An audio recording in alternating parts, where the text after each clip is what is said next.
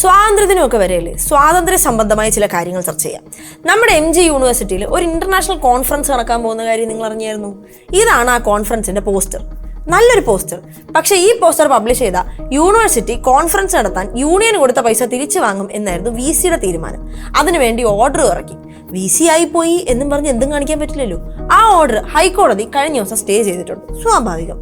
പ്രത്യേകിച്ചൊന്നുമില്ല. കേന്ദ്ര സർക്കാരിനെതിരെ സമരം ചെയ്യുകയും ധർമ്മേന്ദ്ര പ്രധാൻ രാജിവെപ്പിക്കുകയും ചെയ്ത CJPയുമായിട്ട് ബന്ധമുള്ള ഒന്നും കണ്ണിന് നേരെ കാണാൻ പാടില്ല. അസഹിഷ്ണുത എന്നൊക്കെ പറഞ്ഞ ഇതാണ്. പക്ഷെ കുഴപ്പമില്ല, BJP സർക്കാർ അല്ലെങ്കിൽ പോലും കേരളത്തിലെ സർക്കാരിന് അതിന് യാതൊരു പ്രശ്നമില്ലല്ലോ.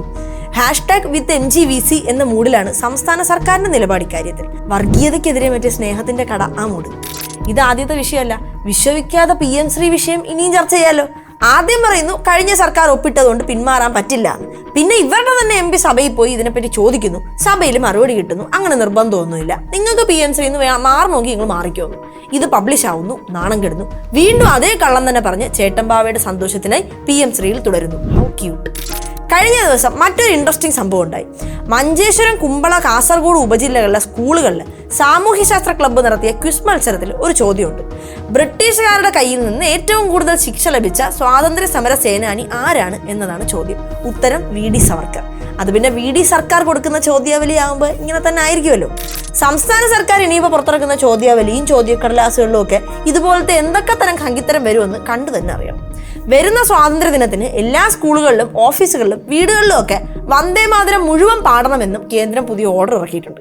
നമ്മുടെ സർക്കാരിന് അതൊരു വലിയ കാര്യമൊന്നുമല്ലല്ലോ. അധികാരത്തിൽ വന്നതിന്റെ ആദ്യത്തെ ദിവസമായ സത്യപ്രതിജ്ഞാ ചടങ്ങിൽ പോലും വന്ദേ മാതരം മുഴുവൻ കേൾപ്പിച്ചിട്ട് അത് ശരിയായോ എന്ന് ചോദിച്ചപ്പോൾ അത് രാജ്ഭവൻ ഇട്ടതാണെന്നും അവരുടെ കാസറ്റ് നമ്മളെങ്ങനെ ഓഫാക്കും എന്നും ഒക്കെ ചോദിച്ചായിരുന്നു ബഹുമുഖ്യമന്ത്രിയുടെ ന്യായീകരണം. കഴിഞ്ഞ 10-12 വർഷമായിട്ട് കേന്ദ്ര സർക്കാരിന്റെ പരിപാടികളെല്ലാം ഒരു പ്രത്യേക വിഭാഗത്തിനെ പ്രീതിപ്പെടുത്താൻ എന്ന വ്യാജേന തന്നെയാണ് നടക്കുന്നതെന്ന് നമുക്കെല്ലാം അറിയാം. അതിന്റെ കാരണം എന്താണെന്ന് നിങ്ങൾ ആരെങ്കിലും ആലോചിച്ചിട്ടുണ്ടോ? ഇവരുടെ ഉദ്ദേശം ഹിന്ദുത്വത്തെ സംരക്ഷിക്കുക എന്നുള്ളതല്ല, വരേണ്യ വർഗത്തിന്റെ താല്പര്യങ്ങളെ സംരക്ഷിക്കുക എന്നതാണ്. ഒരുപാട് സമയവും ഒരുപാട് ആളുകളുടെ ദിശാബോധവും കൊണ്ടാണ് ഈ പറഞ്ഞ ജാതി സമ്പ്രദായം ഇവിടെ ഇല്ലാതായത്. എന്നിട്ടും ഇന്ത്യയിൽ പ്രതിവർഷം നടക്കുന്ന ദുരഭിമാന കൊലകളുടെ എണ്ണം 1000-ലധികമാണ്. ഇവരുടെ ഉദ്ദേശം ഹിന്ദുത്വത്തെ തലോടി ബാക്കി മതക്കാരെ ഇവിടുന്ന് പുറത്താക്കുക എന്നതാണ്. ഒന്ന് ഓർത്തു നോക്കണം. ഇവിടെ ഹിന്ദു, മുസ്ലിം, ക്രിസ്ത്യാനി, ജൈനൻ, സിഖ് എന്നൊക്കെ പറഞ്ഞ് തമ്മിലടിക്കുന്ന ആളുകളും അവരുടെ വികാരം കത്തിച്ച് തമ്മിലടിപ്പിക്കുന്ന ഭരണകൂടവും ഈ നാട്ടിൽ ഹിന്ദു മാത്രമാകുമ്പോൾ എങ്ങനെ പെരുമാറും?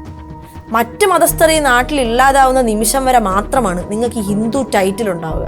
അവരില്ലാതായ നിമിഷം മുതൽ നിങ്ങൾ ബ്രാഹ്മണനും വൈശ്യനും ശൂദ്രനും ഒക്കെയാണ്. അതുകൊണ്ട് കേന്ദ്രത്തിന്റെ ഈ പരിപാടികളൊന്നും ഹിന്ദുവിന്റെ ഉന്നമനത്തിനല്ല. അത് നന്നായി അറിയുന്ന സർക്കാരാണ് കേരളത്തിലും ഇപ്പോൾ ഉള്ളത്. അപ്പൊ അവരുടെ ഇന്റൻഷനും വ്യത്യസ്തമല്ല എന്ന ബോധ്യം ഉണ്ടാവുന്നത് നല്ലതാണ്.